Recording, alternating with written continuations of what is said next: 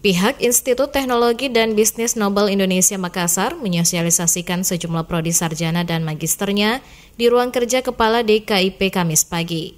Sosialisasi ini diikuti langsung Kepala Dinas Komunikasi Informatika dan Persandian Sinjai, Sekretaris DKIP, para Kepala Bidang, Kepala UPTD Radio dan Sinjai TV, dan sejumlah pegawai internal DKIP.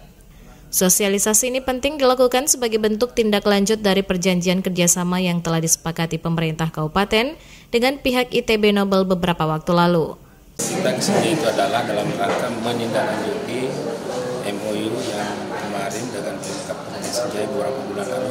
Dalam beberapa bulan lalu itu Bupati dan SKPD SKPD datang. Tujuannya adalah kita mengabulkan dalam rangka salah satunya adalah mengembangkan sumber daya manusia.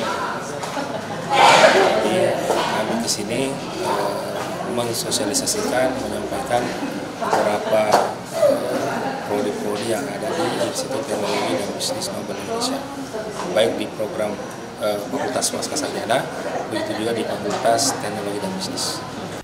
Dalam kesempatan ini, pihak ITB Nobel menjelaskan beberapa prodi unggulannya, diantaranya prodi manajemen, akuntansi, sistem teknologi dan informasi, pendidikan teknologi informasi, dan beberapa prodi lainnya, khusus untuk program sarjana. Sementara untuk program magister, prodinya terdiri dari manajemen, keuangan publik, dan manajemen kewirausahaan. Sekadar diketahui, ITB Nobel ini merupakan salah satu kampus swasta di Kota Makassar yang keluarannya banyak terserap di sejumlah industri. Bahkan diklaim mampu membuka lapangan kerja baru.